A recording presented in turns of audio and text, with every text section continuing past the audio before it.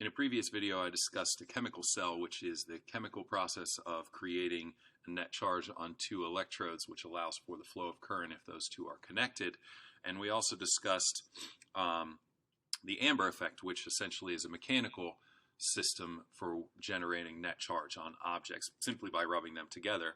What Ohm studied is how that net charge has a relationship to the system. So if I have those two objects, whatever they are, doesn't matter, and one is negative and one is positive, Ohm studied what happened when I connected those through some sort of conductor. And we now know that what is actually happening is electrons are flowing from the negative terminal around to the positive terminal so as to reach a neutral state, or at least a lower energy state.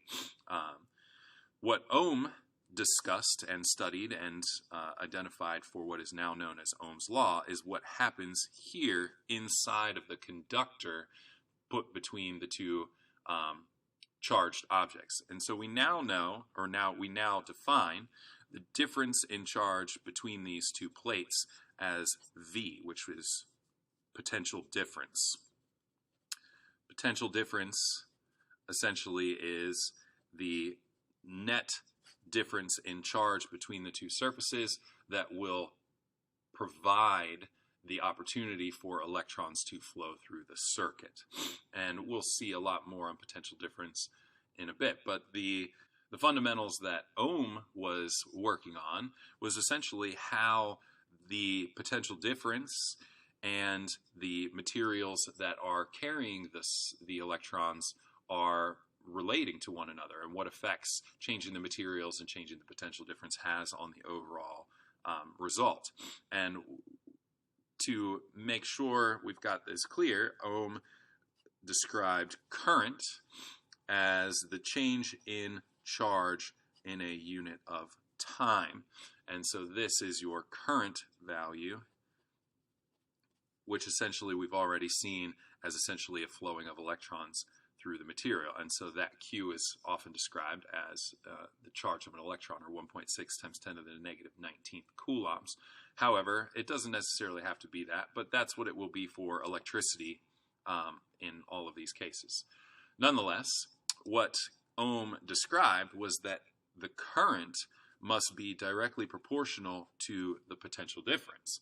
And so if there is a larger net difference charge between these two plates, then when they are connected, we would expect there would be a larger flow of electrons, faster flow in a shorter period of time, and a larger flow of overall charge passing through this circuit. And so the current is directly proportional to the potential difference. Now, in a chemical cell, that can be varied by varying what the electrodes are from the zinc and the copper, and in a mechanical situation such as the Amber effect, that can simply be increased by increasing the overall mechanical rubbing or exchanging of electrons between the surfaces. However, what Ohm is probably most notably known for is that the current is actually inversely proportional to some other characteristic which he defined as R. Just a brief aside here on Ohm's law. Ohm was studying how the current, or the flow through the electrical conductor, was being affected by the potential difference, and the resistance of the circuit. And here we're discussing how the resistance is affected by the actual physical characteristics of the material. Something just as a quick aside, this means that Ohm's law is really the voltage divided by the resistance. He was studying how current was affected by the physical system, but this is often rearranged for standardization's sake as V equals IR. This is known as Ohm's law. However, do remember that Ohm's law came from a study of current and the physical characteristics affecting that current. And R is now called the resistance. And the resistance really was and really is exactly that, a resistance to the flow of the electrons as it flows through the conductor. And so resistors are any device that impedes the flow of electrons. And in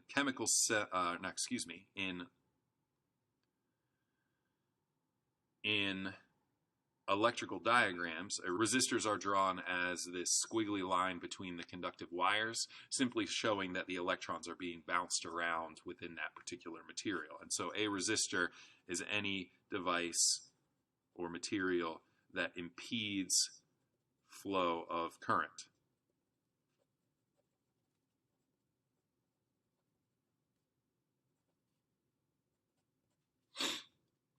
And so resistance is the impedance of flow of current, right?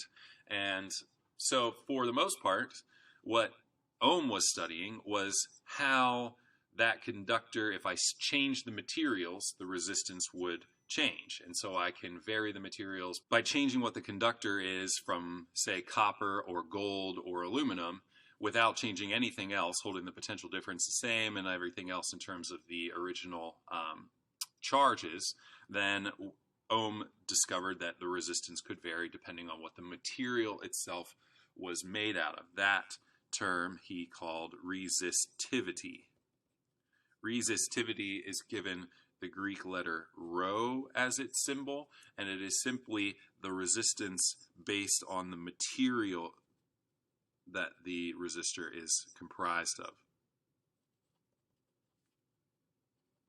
So it's material-specific resistance. And by varying the physical characteristics of the conductor, Ohm was able to determine the relationship and really study a decent amount about resistance itself. And so let's take a zoomed-in view of a wire. Let's say that this is a long copper wire from one end to the other that is being connected to a potential difference, where we have a positive terminal connected somewhere off over here and a negative terminal connected somewhere off over there.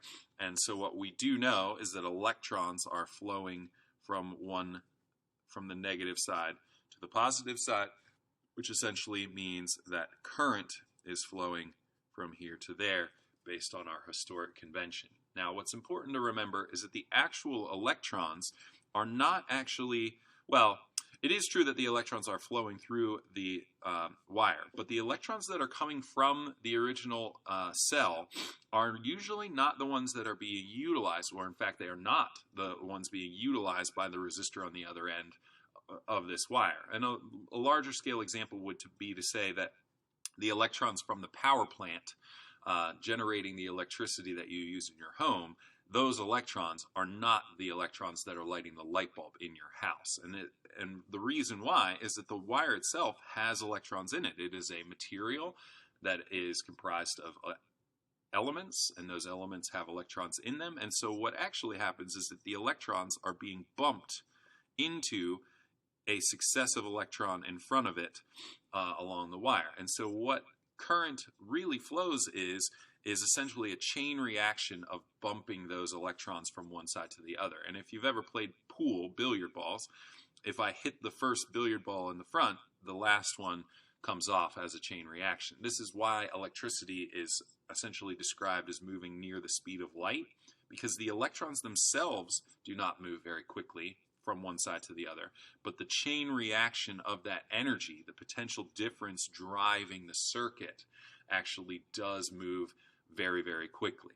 And so what Ohm got into was how the physical dimensions of this material can actually affect R. And so we've already seen that the resistivity, or the material itself, has a direct relationship to R. And so that is the first characteristic. But also, resistance is a function of the overall path that the electrons have to flow. And you can imagine, because of this chain reaction, the longer that chain reaction has to go, the more energy that is dissipated into the momentum of the electrons being bounced, up and down and in odd directions that don't necessarily go in the direction of the current. And so the length is actually directly proportional to the resistance, and vice versa. If I take this wire and I increase its overall diameter, then the pathway for the electrons to travel through the circuit is actually widened, and you can this is very analogous to water flowing through a pipe. The bigger the pipe is, the easier it is for the water to flow through. And electrons are a material, matter, as it were, flowing through these conductors, and so the cross-sectional area of the conductor has a distinct inverse relationship to the overall resistance, making electrons flow easier and the current higher. And so Ohm was the first to put together the overall physical characteristics that generate the resistance of the material. And so we see that resistivity is directly related, length is directly related, and area is inversely related. Putting all these units together, we end up with the ohm as its unit, which is often written as the Greek capital letter omega. You'll find a table in your textbook on page 535 of resistivities that are material specific. One additional note that I'd like to share with you, just so that we are clear, is that with the invention of chemical batteries, it was important to note that there is a slight difference between a chemical battery and a physical potential difference generated through mechanical means such as the Amber effect or others. And so EMF, all lowercase and often written as the Greek letter epsilon, is known as the electromotive force.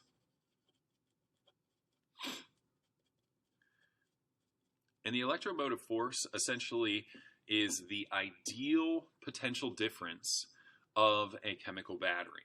And so you can imagine that when we look at the electrons flowing through a physical material such as these conductors above, this is a very straightforward relationship because the material is one consistent value. When you measure the actual potential difference on a chemical cell, remember the chemical cell is a liquid solution with electrodes inserted in, connected through some conductor. We have a variety of materials all exchanging electrons and moving particles and ions around. And so when we identify a typical chemical battery, such as a AA or a 9-volt battery here in modern times, we describe it as a 9-volt battery. However, if we were to actually physically measure the potential difference between here with some sort of device called an ammeter, measuring the amps or the current flowing through the circuit, we actually find that the actual voltage, the potential difference coming off of the cell, is actually less than the original 9 volts noted. And so the electromotive force is a way of indicating that difference. This is an ideal potential difference.